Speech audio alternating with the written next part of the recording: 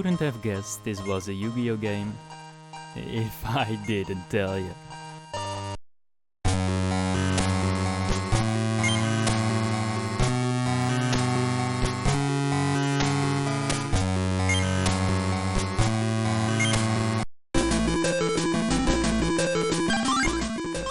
This is Yu-Gi-Oh! Monster Capsule GB, a Japanese exclusive Yu-Gi-Oh! Entry for the Game Boy Color. This was originally gonna be a video about Yu-Gi-Oh! The Sacred Cards versus Yu-Gi-Oh! A Reshape of Destruction. But on one of my super secret daily source checkings, I found this newly dumped fan translation of a Yu-Gi-Oh! Game nobody ever played. And at this point, I am the niche guy. So, what up?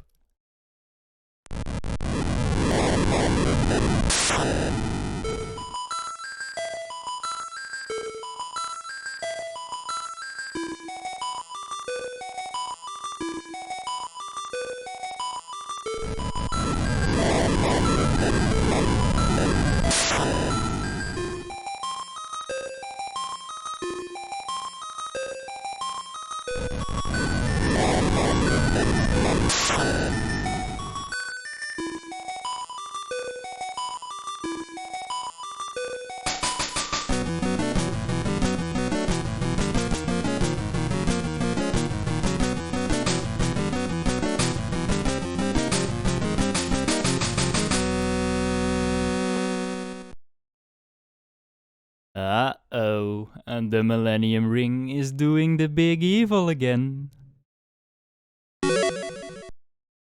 Yu-Gi-Oh! Monster Capsule GB takes place after the end of the manga's Dev T and Monster World arcs, the former being a 5-chamber park created by Seto Kaiba to take revenge on and kill a Yugi Moto after Dark Yugi beat his ass in a shadow game, and the latter being a shadow game of an actual board game called Monster World, created by the Millennium Ring Spirit, aka Dark Bokora, that has had numerous people end up in the hospital, in a coma. Or, you know, for the normie 4Kids fans, that one episode where Yugi mind crushes Kaiba's evil half after kidnapping Grandpa, and then the one weird Duelist Kingdom episode where Yugi has to use his miniature friends to beat Bokora. You know, the versions without any of the cool stuff. Go read up on it for real, man. Shit's hella dope. So, to my understanding, the idea here is that Bokora is freed from the spirit of the Millennium Ring after the Monster World arc, and Kaiba's in a state of mind and body loss, aka comaed up in a wheelchair, after Yugi mind crushed him at the end of Dev T. Now, for this game, the two arcs cross paths, the wandering Millennium Ring seeing potential in Kaiba, and thus corrupting him to set the stage for the game. So he then sends an invitation letter to Yugi and the gang to visit his new dual tower. Yugi, for some reason more concerned about Kaiba's injuries he himself inflicted, rather than being suspicious of another Dev T incident, happily accepts, of course.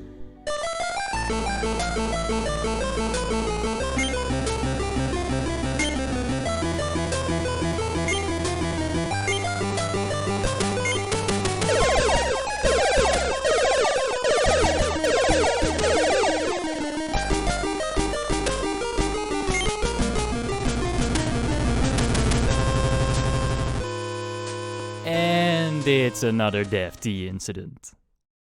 Quite literally, actually. Yugi's combined 17 IQ, unaware of anything goons, are trapped by the Millennium Ring upon arrival. Inside RPG figurines, similar to Bokora in Monster World.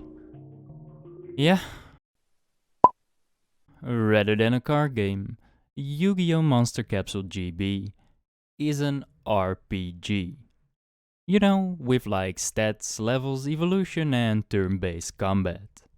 To free Yugi's friends and family from the RPG figurine horror, Yugi now has to yoink a bunch of monster capsules from a gacha machine and use them to enter and conquer 5 whole RPG worlds, controlled by the Dark Masters! aka Kaiba's corrupted homeboys. It's literally the same exact thing as Dev T. Same amount of levels and everything. Difficult, likely inaccurate, mean comment farming, only some moron making a video would care about any of this manga anime lore explanation aside. As an RPG, it's okay. Okay. The game starts Yugi Boy off in the Dual Tower lobby. And for the sake of getting a feel of things, he now has to battle a bunch of no-names and characters from the show to obtain the 10 star chips that will grant him access to a new world. Not before using the 5 starter star chips to grab 4 monster capsules to fight with from the nearby gacha machine though, as you need to keep 1 star chip to wager for every single battle.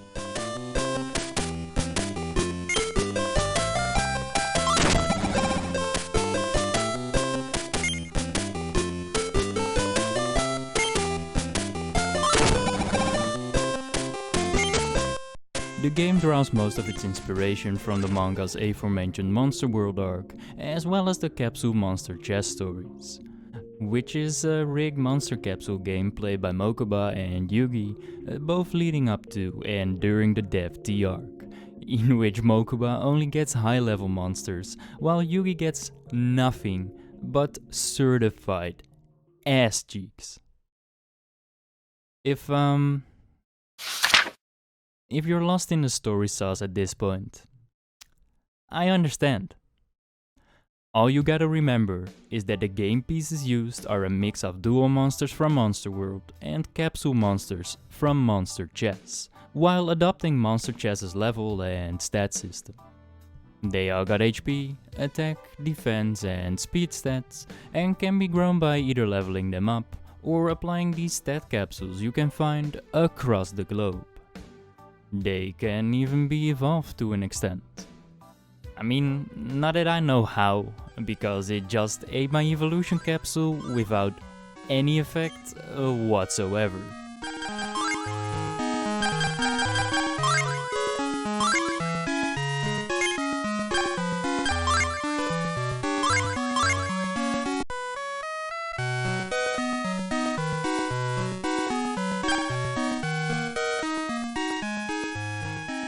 What the fuck, man? Unfair programming bullshit aside, shit's a pretty cool take on Yu-Gi-Oh! That I wasn't exactly familiar with. Doing the RPG thing with Yu-Gi-Oh! Monsters. Who would have thought? This also means a game centered around random encounters.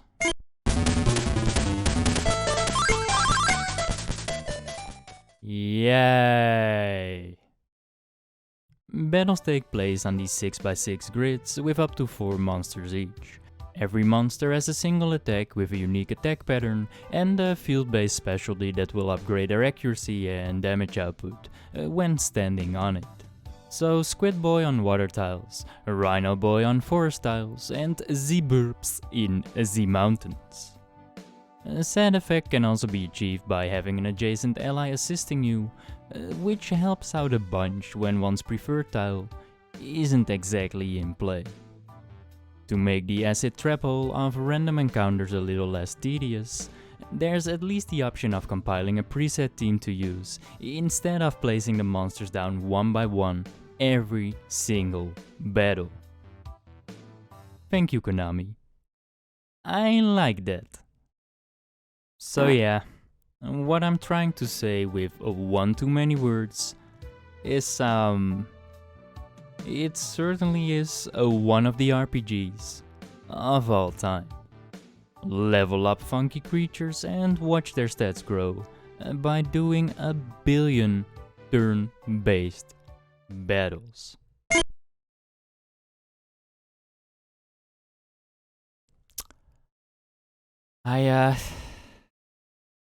I don't really like this game, man. So you collect 10 to 15 to 20 star chips in the hotel lobby to reach one of Kaiba's Millennium Ring corrupted bozos, upon which it's time to partake in their little game. You're thrown into these fictional worlds in which there is a problem to be solved. A problem to be solved by you. A war between kingdoms, summoning an evil, powerful moth, blowing up a medium-sized rock. You know, life-changing stuff. Upon spawning in, Kaiba's goons will briefly paint a picture of their fetish via some text and a cutscene, followed by either instantaneous gameplay or an exploratory section in which you talk to some townsfolk about their world, and steal their stat upgrade capsules from tables and caskets. I really fuck with the Mario world-like hub world at the start of each and every world, that is then visually used to show progress after beating an area as well. Not something I expected to see in a Yu-Gi-Oh game. It is then, however, that the game drops the ball, due to a combination of questionable game design choices. The game's main gimmick is the art of the dice, that outside of a handful of areas has full control over the random, unavoidable encounters. An additional 10% chance, one world at a time. Numbered 1 to 100, a 30% encounter chance every 6 steps means 1 to 30 is an encounter, and 31 to 100 is another 6 free steps, until the process repeats itself. In some worlds, the dice mechanic is also used to determine whether path A or path B is opened up, changing the length of the path and or locking you out of obtainable capsules. But the power of the dice doesn't end in the overworld. It's got a firm grip on the battles as well. You see, the attacks too are determined by the dice. Every attack has a calculated chance of landing based on the stats and distance between the two monsters brawling it out. Rolling under that percentage is a hit, rolling above it is a swing and a miss. Either end of the spectrum has an additional effect of rolling 1 to 10 resulting in a critical hit, and 95 to 100 resulting in hitting yourself. I'll always advocate against an RNG based mechanic being the focal point of a game, and in this case, I believe it to be at least half of the root cause of the problem.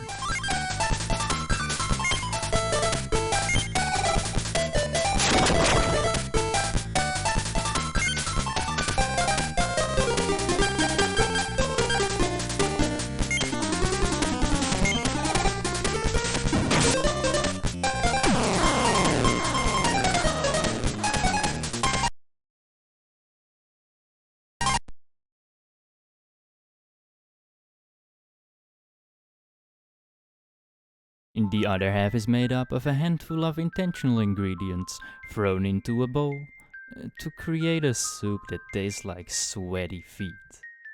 The predominant ingredient being permadeath. Yeah, we take that.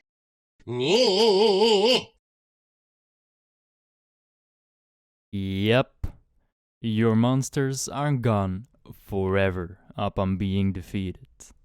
Meaning all the stat capsules you spend on them are now considered a waste. Skill issue words. Just don't die. If only it was that easy. Not only are the battles unavoidable, you also can't back out of them.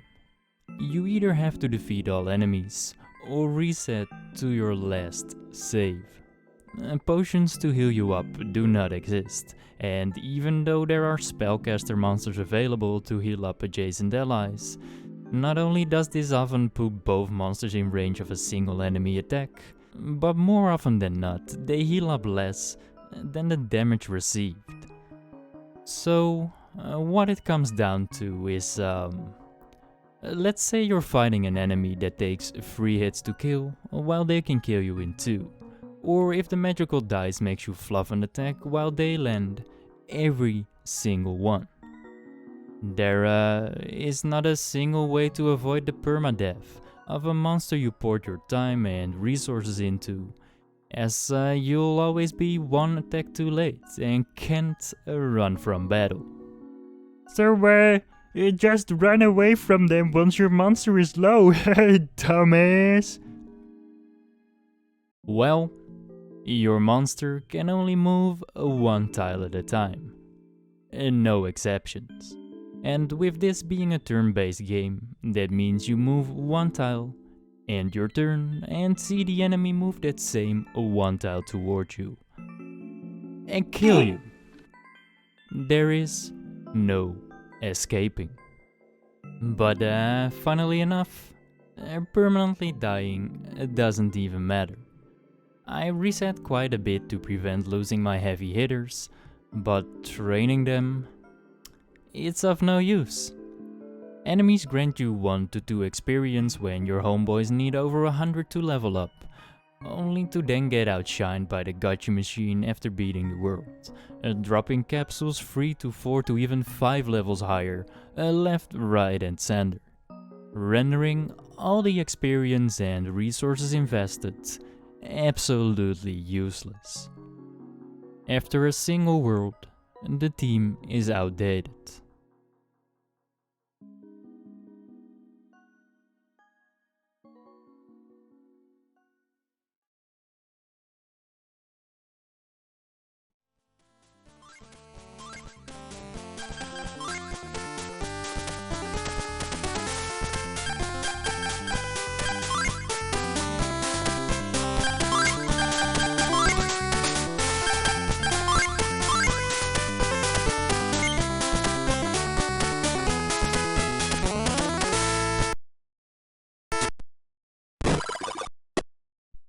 It all just kinda sucks, man. You can't form a team of monsters, train them, get attached to them, because before you know they're crit by a parasect or overtaken by a fucking clown. And isn't that the whole point of an RPG? Seeing the squadron buff up to become the saviors the world needed? And I mean, yeah, I'm aware of the fact that you can see the enemy attack patterns and carefully position your monsters in such a way the pattern can't reach you, while you can reach them to optimize your chances of not losing a monster to RNG and movement limitations. I know. I'm not a speedrunner or a gameplay specialist. I'm some fucking dude playing games in his spare time. It shouldn't be this complicated.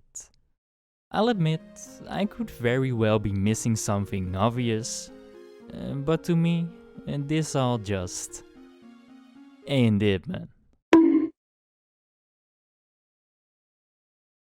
And I really wish it was, because despite all that, I still enjoyed my time with this game.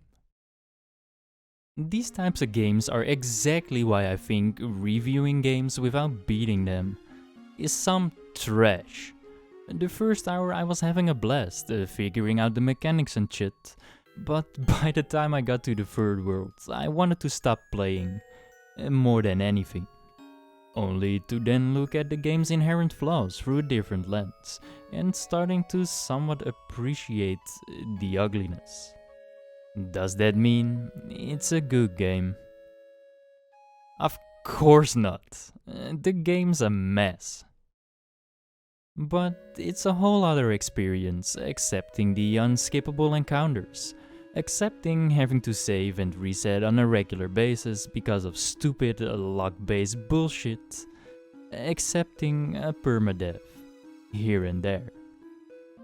And while the team being outdated after a single world is rather lame, and not giving you a chance to get used to their attack patterns, strengths and weaknesses, at least the new gang from the gacha machine is strong enough to take on the next world from the get-go, also providing a somewhat refreshing sense of diversity. The game also provides you with a resource dump end of World 1 onwards. As you're rescued, transformed into figurines, friends and family, become playable monsters, the permadeath rule doesn't apply to, for obvious lore-related reasons. Not that it nets you a whole lot though, as they're giving to you at a whopping level 1.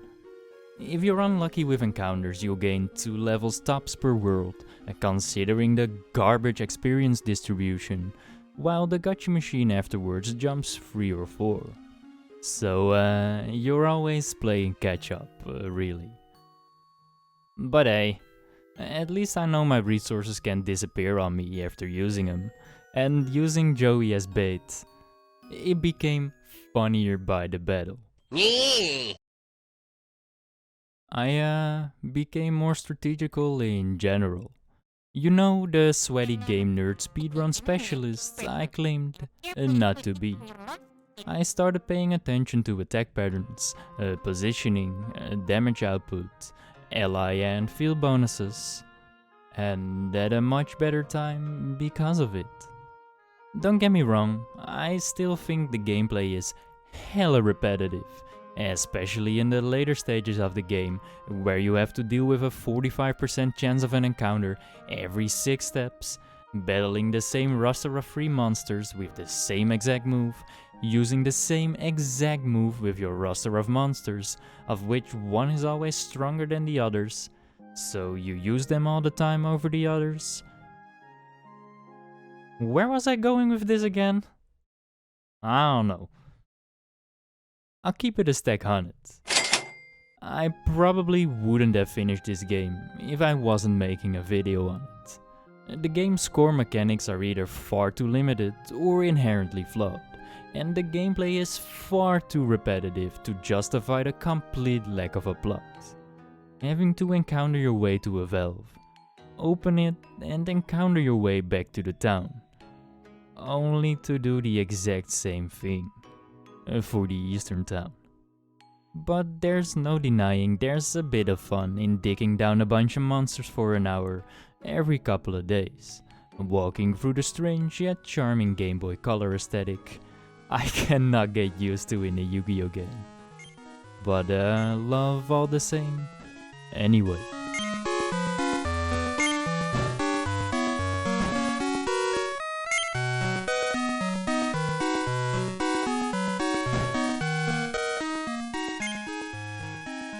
The small arsenal of tunes being pretty fire all around, despite the Game Boy Color's memory limitations and only having 2 square wave tracks and 1 PCM track. Even the battle music somehow managed to not get on my nerves for the entirety of the game.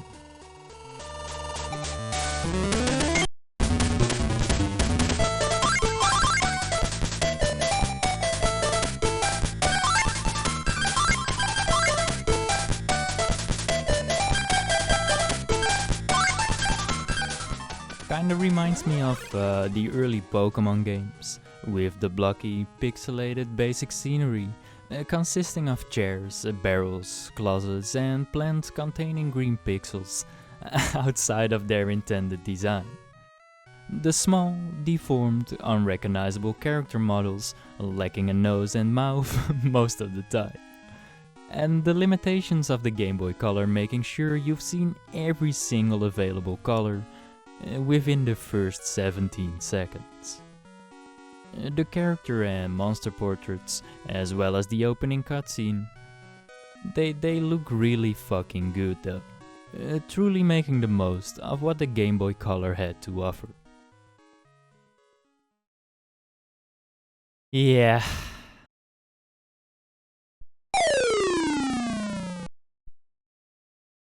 I really dig this early 2000s aesthetic, man.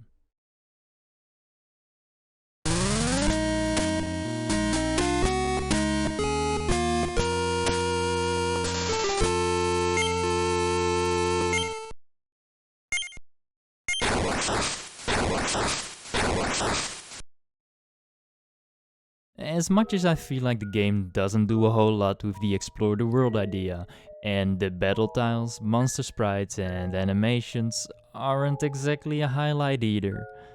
I like how the worlds represent, i.e. Dino Dick and Bugfuck, respectively taking place in the desert wasteland with dinos and cobras, and the forest with worms and moths and other shit.